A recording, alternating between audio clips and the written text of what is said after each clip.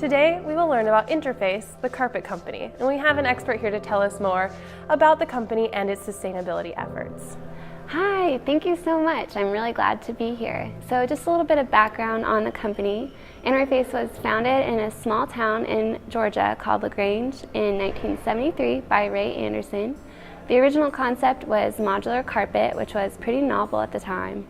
And we now serve the public sector, education, healthcare and senior living, hospitality, corporate, and retail industries. And we have locations in the Americas, Europe, Australia, and Asia Pacific. So it all started with what our founder calls a spear in the chest moment in 1994 when Jim Hartzfeld, Ray's right-hand man, reported that their latest European acquisition asked about their environmental policy. Ray asked Jim, "Do we have one? Quick, someone get me a book on the environment." And their head of HR directed him to Paul Hawkins' book, The Ecology of Commerce.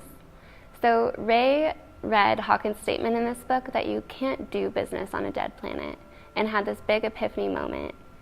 He realized there is nothing about our company that's sustainable. And from then on, Interface began making efforts to reduce its negative impact. When that wasn't enough, Ray started Mission Zero in 2006, which was a plan to have zero environmental impact by 2020. And Ray led the team toward that goal until 2010 when he stepped down for health reasons. Then in 2017, Jay Gould took over and created a new mission with Ray's purpose. This mission is Climate Takeback, and the goal of this is to commit to running the business in a way that creates a climate fit for life and encourages other companies to do the same. Now let's back up. So what is modular carpet? So our bread and butter are modular carpet tiles that can be taken out in individual pieces if they get dirty or torn. The original products that we had were reliant on petrochemical composition, but since 1973 a lot has changed at Interface. Currently we offer sustainably sourced and manufactured modular carpeting, luxury vinyl tile, and rubber tiles most recently. And we require that suppliers act in accordance with our sustainability values. For instance, our supplier Aquafil uses old fishing nets to create yarn, and another of our suppliers, Shark Solutions, uses old car windshields to create laminate. Other retailers that we compete with to sell this type of flooring are Mannington, Mohawk Group, Bentley Mills, and Patcraft Commercial Carpet. So the company is working to eliminate waste in every area of the business, eliminate toxic substances and emissions from our products, vehicles, and facilities, operate the facilities with 100% renewable energy, redesign our processes and products to close the technical loop using recovered and bio-based materials, transport people and products efficiently to eliminate waste and emissions, create a culture that uses sustainability principles to improve the lives and livelihoods of all of our stakeholders, and create a new business model that demonstrates and supports the value of sustainability-based commerce. So wow, that sounds like a lot. So we think about sustainability as green efforts. Can you share some of the ways that you guys are showing the world how to be green? So Interface is certified by ISO 14001:2004 and audited by Green Circle Certified.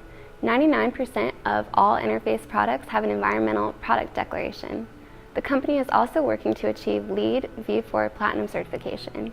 So we've implemented several unique energy-saving techniques in our factories. One example is an energy monitoring system called Energy Mirror, which tracks real-time energy use and displays the results. And this allows employees at all levels to identify ways to reduce use. So Interface has also developed a new carpet technology called Circuit Back green backing that stores more carbon during its life cycle than it emits, kind of like a tree. So one of my favorite things that Interface has done is Networks. It's a partnership between the Zoological Society of London to buy discarded fishing nets from some of the world's poorest communities and turn that into yarn through their supplier Aquafil. So by the end of 2019, Networks aims to have 100,000 Southeast Asian people benefiting from less marine debris, 2,500 families with access to finances, over 1,000 hectares of ocean well protected to replenish fish populations, and double the incomes of some of the families and farmers in these pilot communities. So Interface is not only reducing waste in its own processes, but it's also helping communities across the globe. The triple bottom line talks about people, profit, and planet. How are you guys doing things to help the people? So there are a few ways in which Interface focuses on people. We have partnered with Sir Cary Cooper, a psychologist at Lancaster University, to market biophilia as a way that other companies can use their products to improve work environments. According to Cooper, workplaces that incorporate natural elements such as greenery and sunlight report 15% higher well-being and creativity, and the workers are 6% more productive. We're working towards getting WELL certified also to prioritize employee health and well-being.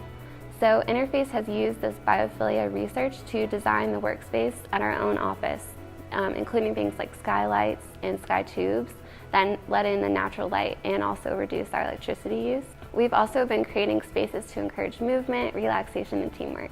The innovative carpet technology that we have also absorbs sound, wrinkles less, so no more tripping or getting your wheelchair stuck on the carpet, and it pulls pollutants out of the air and reduces odors and mold. So ultimately, these carpets are safer and create a more peaceful work environment. So I'm going to ask the question that I bet everyone is thinking. How are you guys affording all of these initiatives? So believe it or not, Interface's shift to sustainable business has actually made the company much more profitable. GreenBiz reported that savings from sustainability actually paid for all of the costs of Interface's transformation and became an enduring source of profit for the company. In the first 4 years of their work on sustainability, sales increased by 2/3 and profits actually doubled.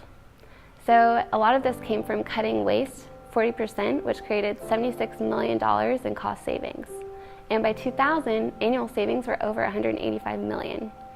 So our capitalist founder, Ray Anderson's sustainability vision not only helped the company's planet and people impacts, but the bottom line as well. So Interface has so many strengths. They're leading the market in modular carpet, and part of that success is their continuous improvement to create the most quality products. So another competitive advantage is the versatility of the products offered and the long-run cost effectiveness. I looked online and I saw that they're more durable, they require less maintenance, and they enable in-house repair and replacement. They have many trademark products in the flooring market and are located across the globe. We get why you're not in Antarctica, but all the other continents. The biggest strength and advantage over the competitors, though, is those many sustainability efforts. So I would say that there are so many opportunities waiting out there for Interface when it comes to flooring, but thinking outside of the four walls of a house, they could even go outside and create pavers that assist in anti-erosion and soil stabilization. That's a great point. I think something like road construction and paver material would actually really fit with our purpose as a company. I think we could also look into developing a more formalized consulting subsidiary. This is something we're kind of already doing, but in order to do it more formally and help other companies adopt their climate take-back and Mission Zero goals. So we've talked a lot about strengths. What are some weaknesses and threats you guys are seeing in the near future? Yeah, we certainly have some weaknesses. We do have fewer financial resources than some of our competition, and we are pricier at times as well.